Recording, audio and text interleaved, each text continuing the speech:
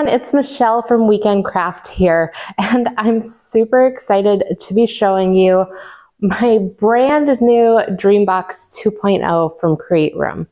Now, I've gone ahead and assembled it and put all of the tracks in it and configured all of the storage. And now I really wanted to talk to you guys about how to personalize this or customize this. You know, my studio is very much a white box, and I really want to add some color and personality to this DreamBox. Now, you may be asking yourself, why would you add covers to one of these DreamBox organization trays? Now, in organizing, they always say if you have a clear container and can see what's inside of it, that is probably the best way to organize. But if you like something that isn't visually cluttered or you have an aesthetic, adding a front cover to these trays can be a great way to add your personality into the DreamBox. So today I'm going to show you guys how to use your Cricut to cut covers for these DreamBox trays. I am going to be using my Cricut Maker 3 and 12x12 cardstock. In the description below, you'll see a link to the templates that I'm using, and I can't wait to see how this comes out. So I went ahead and I added wallpaper to my DreamBox. If you guys want to see where I got this wallpaper or how I installed it, there's a whole video below in the description.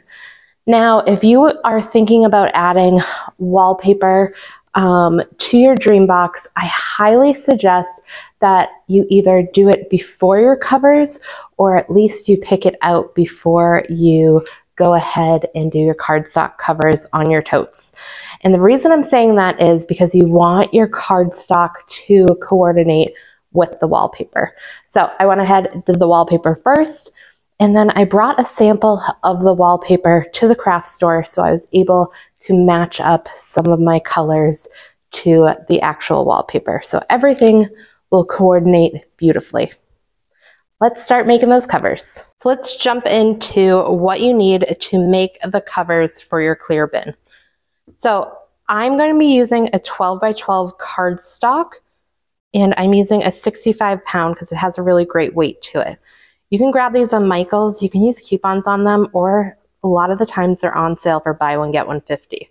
So what I liked about this is that I was able to pick a color scheme that was in the blue, green, teal family. So they have a lot of colorways that are in the same hue, or you can get like multicolored within them. So 65 pound from Michael's, 12x12.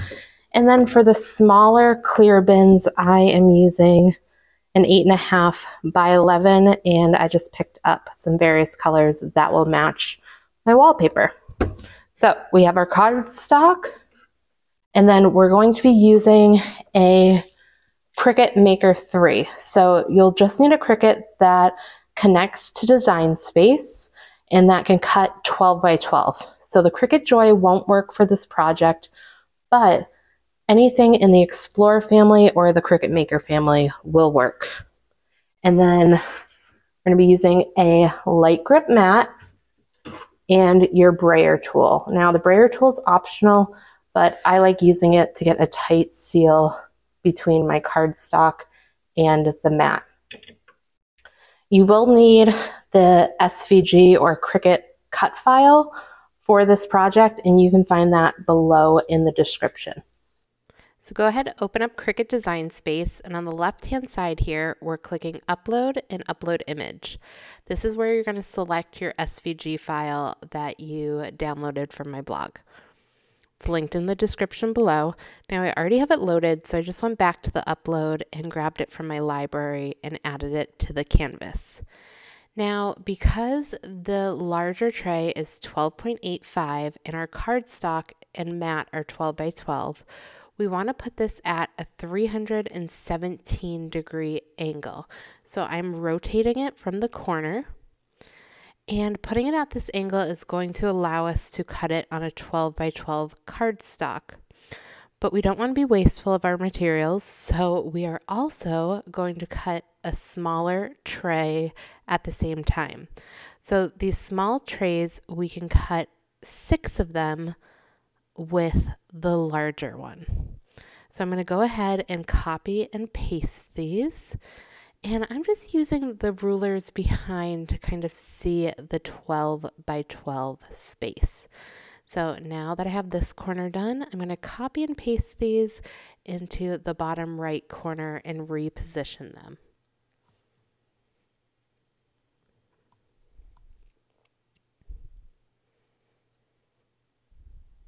So just nudging them all kind of into place.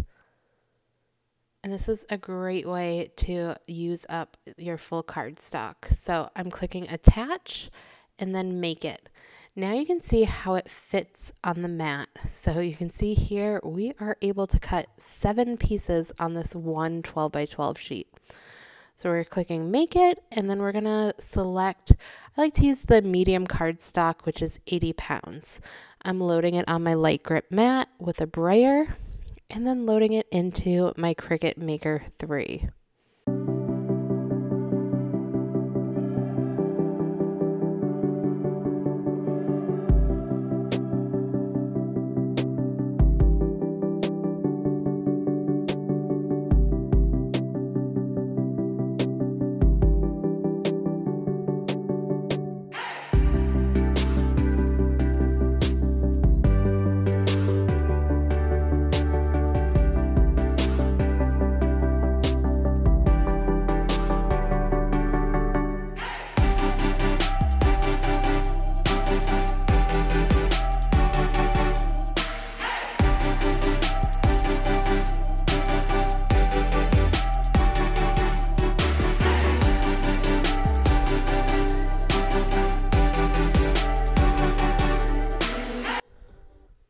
So we have one more size of totes to make. So I'm going to select this middle one here and I'm going to hit add to canvas.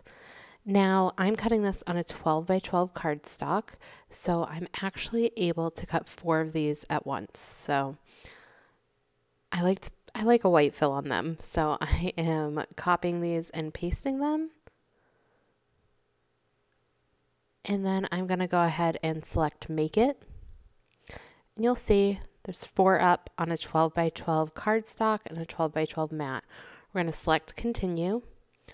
And then we're going to use the same settings that we used before, which is our medium cardstock. And then I'm going to load up my paper and put it into my machine.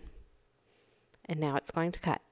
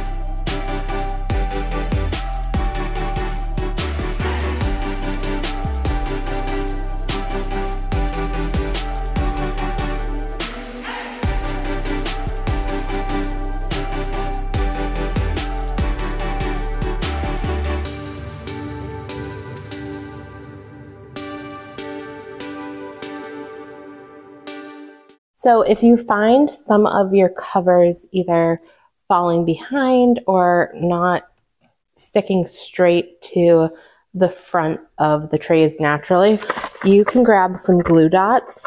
You want to grab the thin ones though. I got the ultra thin dots, and what we're going to do is just add one to the corners that are curling in, and this will help your covers stay really flat to the front.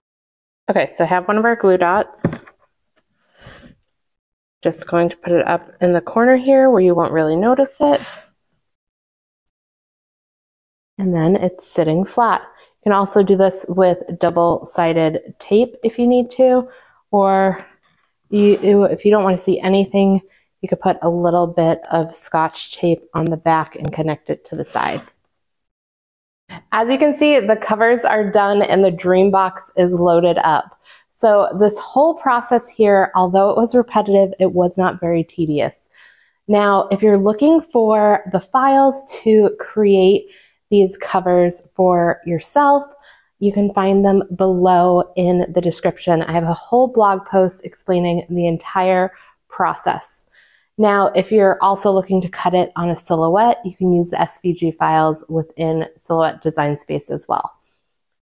Now, if you're looking to have a more overall view and review of the Create Room DreamBox, I've done a whole video on the process of getting it delivered, set up, and my first initial thoughts on it. You can also find that below in the description.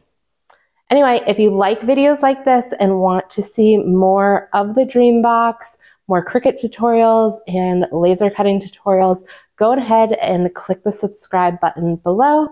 And if you guys are looking to order a DreamBox 2, I did want to let you know about my promo code. So if you go down into the description and you click the link over to Create Room for this DreamBox, you can use code WEEKENDCRAFT. Again, that's WEEKENDCRAFT, and that'll get you $100 off your new DreamBox 2.